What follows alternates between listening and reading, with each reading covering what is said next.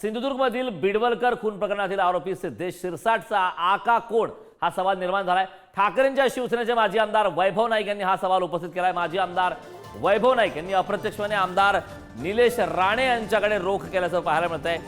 बीडपेक्षा सिंधुदुर्ग जिल्ह्याची कायदा सुव्यवस्था भयानक स्थितीत आहे असं वैभव नाईक यांनी यावेळी म्हटलंय।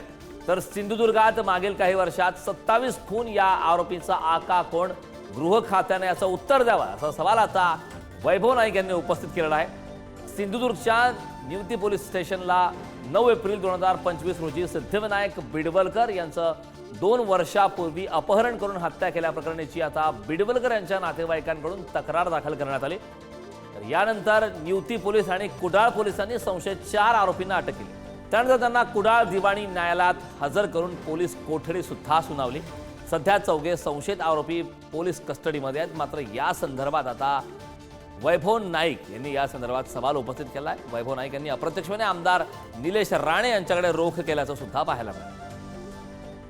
2 वर्षामध्ये कोणाचा पोलिसांवर दबाव होता, 2 वर्षामध्ये पोलिसांनी कोणाकोणाला मागे घातले याचा सुद्धा तपास झाला पाहिजे आणि या बिडकरांच्या दुर्दैवी कुटुंबियाला न्याय मिळाला पाहिजे। निश्चितपणे शिवसेना बिडकर कुटुंबियांच्या पाठीशी आहे आणि ज्याने कोणी ह्यांना मदत केली, ह्या आरोपींना पकडण्यासाठी मदत केली, 2 वर्षामध्ये ह्यातले पुरावे लपवण्यासाठी प्रयत्न केले, ह्या सगळ्यांची चौकशी झाली पाहिजे।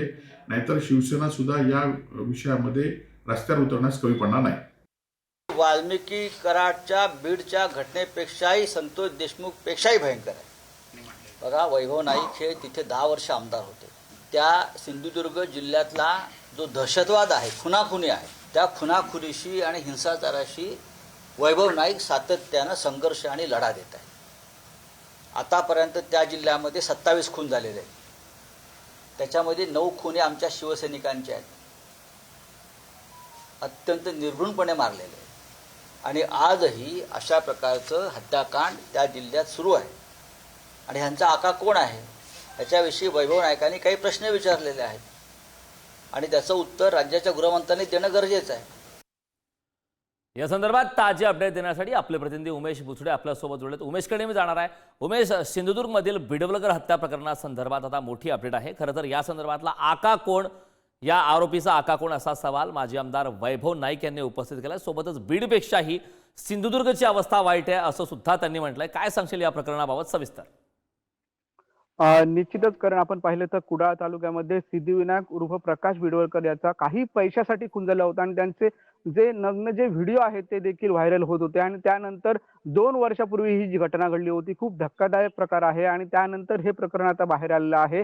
आणि या प्रकरणात 4 जे आरोपी आहेत त्यामध्ये जो सिद्धेश शिरसाट आहे याला पोलिसांनी ताब्यात घेतलं, त्यानंतर त्याच्यावर गुन्हा दाखल केला आणि अटक देखील केली। पोलीस कोठडी आहे। त्याच्यासोबत जे 3 जण होते त्यांना देखील अटक केली आणि त्यानंतर त्याला जाळण्यात आलं आणि त्याचे जे पुरावे आहेत ते देखील नष्ट करण्यात आलेले होते। आणि त्यानंतर माजी आमदार वैभव नाईक यांनी या प्रकरणात नेमकं ह्या घटनेमागे नेमकं कोण आहे, याचा आका कोण आहे असे देखील प्रश्न उपस्थित केले आहे। कारण या सिद्धेश जो शिरसाट आहे त्याचे जे फोटो आहेत ते एकनाथ शिंदेच्या पदाधिकाऱ्यांसोबत त्याला पाहायला मिळाले होते, सोशल मीडियावर पाहायला मिळाले होते आणि तसे टॅग देखील केले होते वैभव नाईक यांनी त्याच्यावर किंवा त्यांच्या फेसबुक पोस्टवर टाकलेले होते। आणि त्यानंतर नेमकं यामागे कोण आहे असा प्रश्न देखील वैभव नाईक यांनी उपस्थित केला आहे। आणि त्यानंतर या सर्व समजा या घटनेचा उलगडा नाही झाला तर आपण आंदोलन देखील परिणामी करणार आहोत असं देखील सांगितलेलं आहे। कारण खूप धक्कादायक प्रकार आहे हा सिंधुदुर्गातील।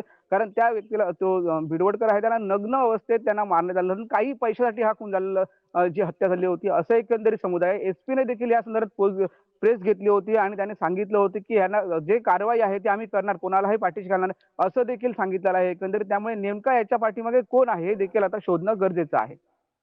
नक्कीच उमेश, खूप खूप धन्यवाद या महत्त्वपूर्ण अशा माहितीसाठी।